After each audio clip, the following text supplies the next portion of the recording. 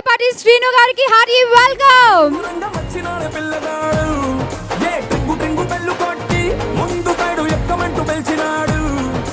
నువ్వు మంచి పిల్లగాడు కానీ నీ లోటు కంది రోడ్డు ఎత్తు పల్లెం వస్తే నన్ను సిద్ధు సిద్ధు చేయకుండా ఊరుకోడ్డు సూది గుచ్చినోడ మళ్ళ నీకు దూది మండు రాస్తాడు ఒక్కసారి వచ్చి చూడు. హడుడు హడుడు హరాడుడు నువ్వే నువ్వే నువ్వే నాకు సరైనడు. సార్ మామూలుగా బన్నీతో మీ మూవీ అనగానే ఇందాక అల్లు అరవింద్ గారు చెప్పారు. సో అలాగే మేము కూడా స్టైలిష్ స్టార్ని ఇంత మాస్గా ఎలా చూపిస్తారా అనుకున్నాము. ఫస్ట్ ఒక లుక్ రిలీజ్ చేశారు, తర్వాత white and white look release చేశారు. ఇక సినిమా చూస్తే ఏబిసి సెంటర్స్ ముగ్గురిని అలా కూర్చోబెట్టేశారు. And it's blockbuster today. Congratulations. Thank you. అందరికీ నమస్కారం అండి. ముందుగా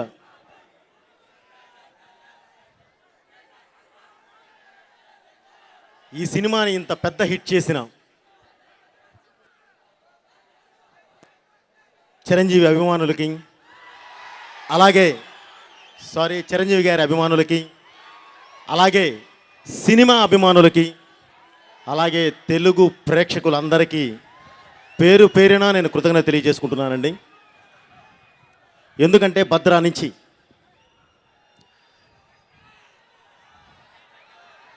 అలాగే ముందుగా ఈ విజయవాడ ప్రేక్షకులకి, తెలుగు ప్రేక్షకులకి అందరికీ ప్రత్యేకంగా నా కృతజ్ఞత తెలియజేస్తున్నానండి. ఎందుకంటే నాది పక్కన పెదకాకాని, గుంటూరు జిల్లా పెదకాకానే నాది. ఈ విజయవాడతో నాకు యాక్చువల్లీ చాలా ఎక్కువ అనుబంధం ఉందండి. ఎందుకంటే ఇక్కడ చాలా నాకు ఎక్కువ రిలేషన్స్ ఉన్నాయండి, బంధువర్గం ఉన్నారు. అలాగే నాకు చిరంజీవి గారి అభిమానులు, నా బెస్ట్ ఫ్రెండ్స్ ఉన్నారు. ఎప్పుడు ఇక్కడికి మామూలుగా అంటే పెదకాకా నుంచి ఇక్కడికి రావడానికి, బైక్ మీద రావడానికి మాకు 15 నుంచి 20 నిమిషాలు పట్టేది కదా. ఆ రోజుల్లో బైకులు తప్పేమీ లేవు. సో వేసుకొని వచ్చి ఈ రోడ్స్ పక్కన కూర్చొని, ఈ మన 3 రోడ్లు, ఈ రోడ్స్ పక్కన కూర్చొని సరదాగా ఫ్రెండ్స్తో గడిపెళ్ళిన రోజులు ఉన్నాయండి. సో ఈరోజు విజయవాడలో దిగిన తర్వాత నిజంగా ఆ జ్ఞాపకాలు మళ్ళీ చాలా హ్యాపీగా ఫీల్ అయ్యాను. ఎందుకంటే ఆ ఫ్రెండ్స్ అంతా చాలా ఎక్కువ మంది వచ్చున్నారు ఇక్కడికి. వాళ్ళందరినీ చూసి మాట్లాడే టైం కూడా పాపం అంటే ఇక్కడికి రావడానికి, మిమ్మల్ని కలుసుకోవడానికి వాళ్ళతో ఎక్కువ స్పెండ్ చేయలేకపోయాను. ముందుగా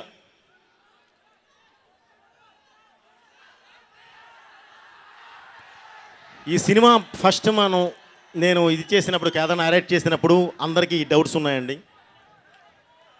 మామూలుగా ఒక ప్లాట్ఫామ్ నుంచి ఒక కలర్ నుంచి బోయపాటి గారు వస్తున్నారు, ఒక కలర్ నుంచి బన్నీ బాబు వస్తున్నాడు, ఏంటి వాట్ ఇస్ వాట్ అని ఇప్పుడే ఆ అమ్మాయి యాంకర్ కూడా అడిగింది. ఒక్కటి మాత్రం వాస్తవం అండి, నా చేతిలో ఉన్న మెటీరియల్ని బట్టే నేను ఏదైనా తయారు చేస్తాను. ఒక అద్భుతమైన మెటీరియల్ బన్నీ బాబు. తను దొరికినప్పుడు తనని ఎలా చెయ్యాలి, ఏంటి వాట్ ఈజ్ వాట్ అనేది ఒక ఐడియా లేకుండా నేను ఇంత డైరెక్టర్నే కాను, ఒక 5 సినిమాల హిస్టరీ వెనకాల పెట్టుకోను. సో అవన్నీ ఉండి పర్ఫెక్ట్గా నేరేట్ చేస్తే యాజ్ ఇట్ ఈజ్. ముందుగా నేను కృతజ్ఞతలు తెలియజేయాల్సింది అరవింద్ గారికి అండ్ బన్నీ బాబుకి. ఎందుకంటే ఎవరు ఎన్ని చెప్పినా, ఎంతమందికి ఎన్ని డౌట్లు ఉన్నా ఒకటే చెప్పారు, మాకు కావాల్సింది ఇది నాన్న, మేము నమ్మాము, నీ ఇష్టం అన్నాడు. అంతే, ఆయన నమ్మకాన్ని పెట్టారు. ఆ నమ్మకాన్ని ఈరోజు బ్లాక్ బస్టర్ చేసి తీసుకొచ్చి మీ ముందు పెట్టాను. అందుకే ఈరోజు మీ ముందుకు రావడం కూడా జరిగింది. ఎందుకంటే ఒక సినిమా, మంచి సినిమాని, మనిషిని వస్తున్నాను మాట్లాడతాను. ఒక మనిషిలో గొప్ప గుణాన్ని పొగడటం అనేది కాదండి, అది గొప్ప లక్షణం కాదు.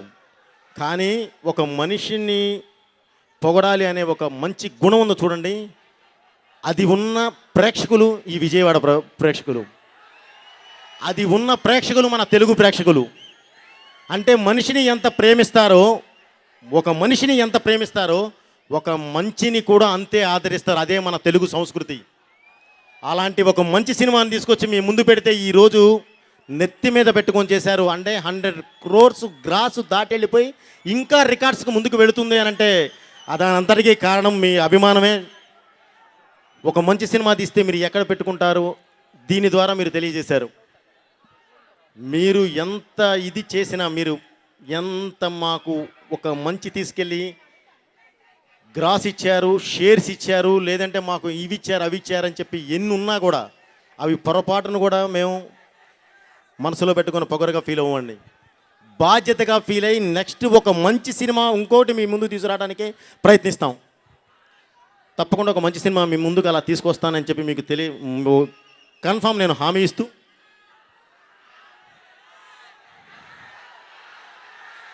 తప్పకుండా అండి, తప్పకుండా డెఫినెట్లీ ఈ పరిశ్రమలో నేను 10 కాలాల పాటు ఉండడానికే వచ్చాను. 10 మందితో సినిమాలు చేయడానికే వచ్చాను. తప్పకుండా మీరు ఏం అడుగుతున్నారో నాకు అర్థమవుతుందండి. నేను గ్యారంటీ చేస్తాను.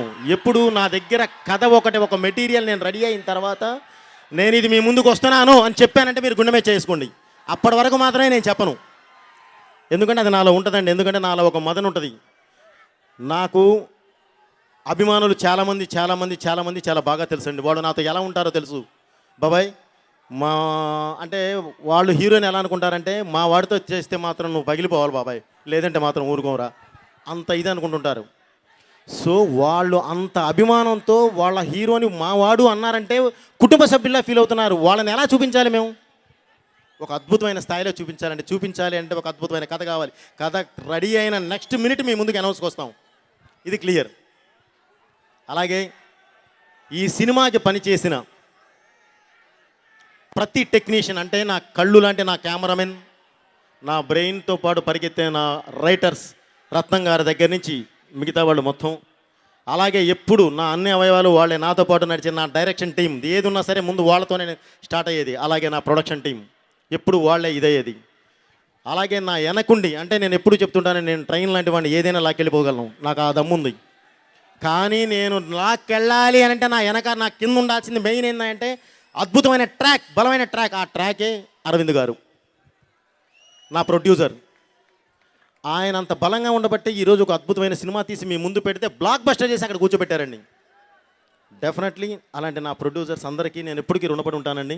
వాళ్ళందరికీ పేరు పేరున కృతజ్ఞత తెలియజేస్తూ, అలాగే నా సినిమాకి పనిచేసిన ప్రతి ఒక్కళ్ళు నేను ఎవరన్నా మర్చిపోయినా నా ఆర్టిస్టులందరినీ, ప్లస్ అలాగే నా ప్రొడక్షన్ నుంచి నా డ్రైవర్ల వరకు, నాతో పనిచేసిన డ్రైవర్ల వరకు అందరికీ నా కృతజ్ఞత తెలియజేస్తూ, అలాగే ఒక్క విషయం చెప్పాలండి. శ్రీకాంత్ భయ్య ఒక హీరోగా చేస్తున్న శ్రీకాంత్ గారు ఈ సినిమాలో బాబాయ్ క్యారెక్టర్ చేయడం అనేది నిజంగా అతనికి హ్యాట్స్ ఆఫ్, చాలా గొప్పగా ఫీల్ అవ్వాలి. అలాగే మిగతా వాళ్ళు ఏది చేసినా పర్లేదు కానండి, ఆది పినిశెట్టి తన గురించి కంపల్సరీ నేను చెప్పాలి. ఎందుకంటే ఒక గ్రేట్ డైరెక్టర్, తెలుగు పరిశ్రమకి అందరికీ బాగా పరిచయం ఉన్న డైరెక్టర్, అద్భుతమైన సినిమాలు తీసి మీ ముందుకు తీసుకొచ్చిన రవిరాజ పినిశెట్టి గారి అబ్బాయి. ఆయన అందరూ విలన్ అన్నారు. నేను విలన్ అని పిలవలేదండి, అసలు ఆ మాట కూడా చెప్పలేదు. అరవింద్ గారికి చెప్పినప్పుడు కూడా ఆపోజిట్ క్యారెక్టర్, అంటే ఒక బన్నీ లాంటి హీరో అలా ఉంటే ఎదురుగా ఢీ కొట్టేవాడు బలమైన వాడు ఉండాలి. ఆ బలమైన వాడు ఎవడయ్యానంటే ఆదిని సెలెక్ట్ చేసామంటే అర్థం చేసుకోండి ఎంత బలమైన వాడో.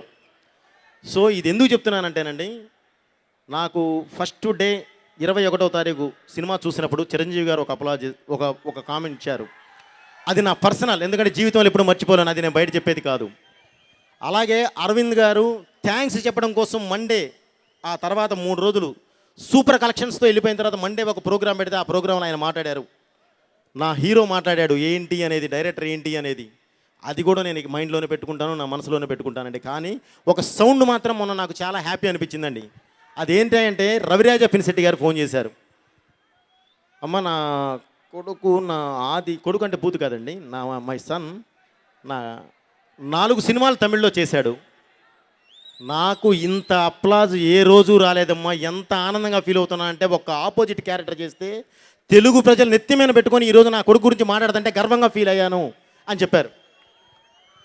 నిజంగా నేను చాలా హ్యాపీ ఫీల్ అయ్యాను. ఎందుకంటే ఆయనలోంచి వచ్చిన సౌండ్ నన్ను చాలా హ్యాపీగా ఫీల్ చేసింది. ఎందుకంటే నేను ఒక డైరెక్టర్ని, చాలా చిన్నవాడిని, ఇప్పుడే వస్తున్నానండి. కానీ ఆయన అన్నీ ఎంతో చూసి, హైట్స్ చూసి ఈరోజు ప్రశాంతంగా రెస్ట్ తీసుకుంటున్న వ్యక్తి. ఆయన నుంచి వచ్చిన హ్యాపీ సౌండ్ నిజంగా నేను చాలా హ్యాపీ ఫీల్ అయ్యానండి. సో ఈ సినిమా చేసినందుకు, మా రెస్పెక్ట్ ఇచ్చి చేసినందుకు ఆది గారు థ్యాంక్ యూ సార్. అలాగే మిగతా మన ప్రభాకర్ అండ్ మన సమీర్ భయ్య మొత్తం అందరికి కూడా పేరు పేరున ఇచ్చేస్తూ ప్రత్యేకంగా చెప్పాల్సింది ఒకటి, రకుల్ ప్రీత్ సింగ్ అండ్ క్యాథరిన్. వాళ్ళు ఈ సినిమాకి ఎంత కష్టపడ్డారా అంటే స్క్రీన్ మీద ఎంత కష్టపడ్డారు అనేది మీకు అవుట్పుట్ చూస్తే తెలుస్తుందండి. కానీ ఒక సినిమా రిలీజ్ చేసిన తరువాత ఆ సినిమాకి కావాల్సిన పబ్లిసిటీ కోసం వాళ్ళున్న షూటింగ్స్ కూడా వదులుకొని ఇప్పటి వరకు వాళ్ళు టీవీలు రేడియోలు పబ్లిసిటీ కోసం మాతో పాటు తిరుగుతున్నారండి. సో వాళ్ళని ప్రతి ఒక్కళ్ళు అప్రిషియేట్ చేయాలి, వాళ్ళని తప్పకుండా అభినందించాలండి. ఎందుకంటే ఒక ప్రొడ్యూసర్కి ఒక సినిమాకి హెల్ప్ అవుతూ ఉండే ఇలాంటి హీరోయిన్స్ ఇంకా ముందు ముందు కూడా అందరూ రావాలని చెప్పి కోరుకుంటున్నానండి. ఇక బన్నీ గారితో అనుబంధం నాకు ఈ రోజుది కాదండి, అంటే ఇంత ఎక్కువ మాట్లాడకూడదు ఎందుకంటే 9:30 అయిపోయింది, బూతులు వస్తుంది నాకు తెలుసు.